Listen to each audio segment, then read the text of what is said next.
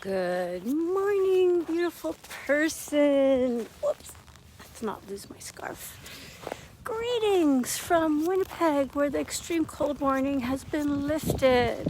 And I went running outside and I am so excited. I cannot begin to tell you how happy this makes me. So sending warm vibes to our friends who are in places where you don't have the kind of gear that I'm wearing, and in which I am now extremely hot. And stay safe and warm, everyone. Looks like we are heading into the higher double digits of minus today, and then by next week we might even make it to +3 Celsius. Oh my goodness, that'll be nice. But that's all good. We are very happy to not have extreme cold here anymore. Anyway, enough about that. I should introduce myself. My name is Hadassah Vyatar. I'm a life coach and I advocate for well-being. There you go, I changed it. And why do I do that? Well, my mother passed away at the age of 69 from complications of diabetes, and she never got to see my kids grow up. And it wasn't because she didn't know how to take care of herself. Of course she did. Sorry, I got the sun in my eyes. But yeah, she had other priorities until it was too late. So I don't want that to happen to me, and I don't want that to happen to you. And that's why I'm here pretty much every day, except 7 this year. Up, and I dropped my scarf again. Hi there. Live video is a wonderful thing. Talking to you about mindset, about health, about sleep, about stress, about well-being, all of the things. Now, if you followed me for more than 5 seconds, then you know that I like to listen to audiobooks while I'm running. And today, I was listening to Dr. Joe Dispenza, whom you may have heard of. He's an interesting guy.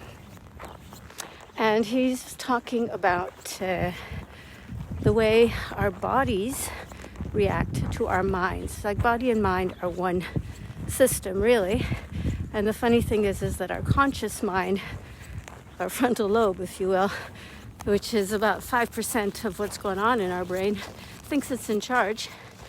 But to be honest, there's a much bigger and more powerful subconscious brain and body working together to really run the show behind the scenes.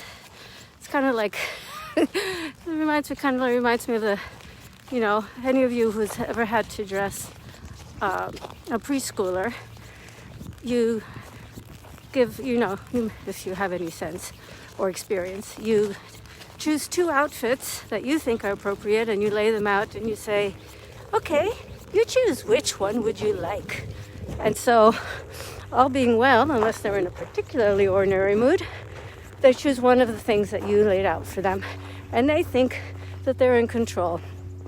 And you're quietly snickering when they're not watching. So, your mind, your subconscious mind and your body are kind of like that.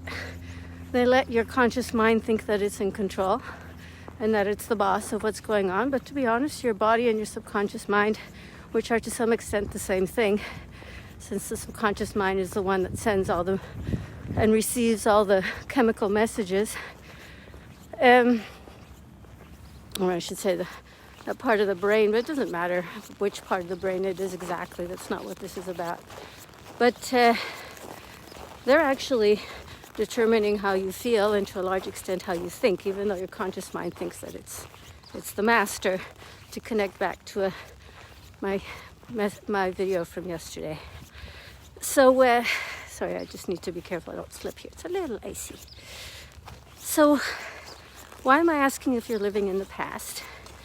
Because I was just listening to Joe Dispenza, and he was talking about how when you've had an emotional experience that was powerful, especially if it was a negative one, we tend to relive that over and over and go back to it in our minds. I know I have incidents from my childhood that I can recall as if they had just happened because they had such a strong emotional effect on me. And so I'm sure you have the same, and especially if it's If you had a really traumatic experience, it might even have approached the level of PTSD, which really has to do with being unable to shut off the emotional reaction to something terrible that happened in the past. So I am not a therapist, and I'm not here to treat anybody's PTSD. Oh, hi, John.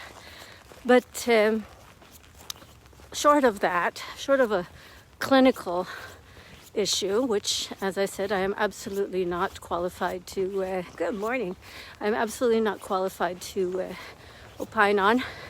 I do want to talk about us less traumatized folks. If you're carrying an emotional experience in your mind, something that may have happened years and years ago, the experience that I'm thinking of probably happened around 51 years ago. So, it really is in the past. But in my mind, it's like it happened just yesterday. And so your subconscious mind and your body, they don't know the difference between something that's happening right now and something that happened maybe 51 years ago.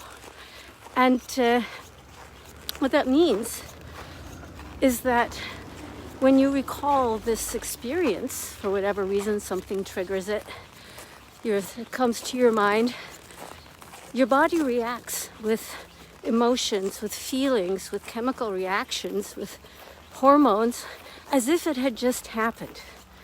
And so what it means is that your body is reacting to something that happened in the past as if it was happening right now. And like I said, in the extreme case, that can lead to post-traumatic stress disorder, which is something that needs to be taken care of by a professional. So if you're experiencing something like that, you need to get help.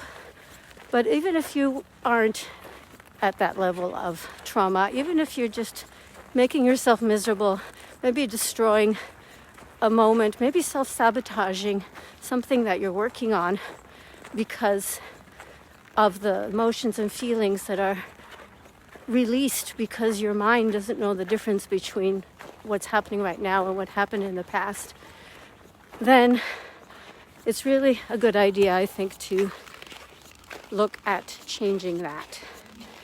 And the way you do this is by consciously working on breaking the habit. The Dispenza book that I'm listening to now is called Breaking the Habit of Being Yourself. And recalling traumatic events from the past, again, short of a clinical disorder, is about a habit.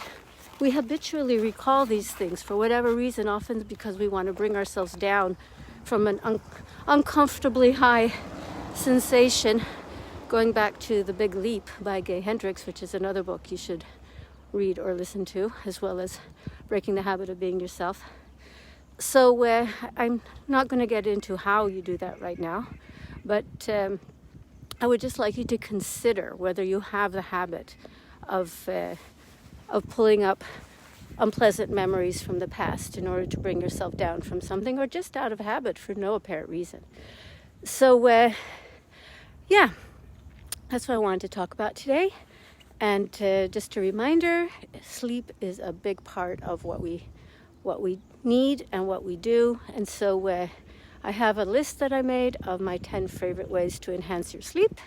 If you would like to have that PDF, just drop me a message. I'll be happy to send it to you. You have a great day. Remember, I love you. And I'll talk to you again tomorrow. Maybe even outside. Woo! Bye.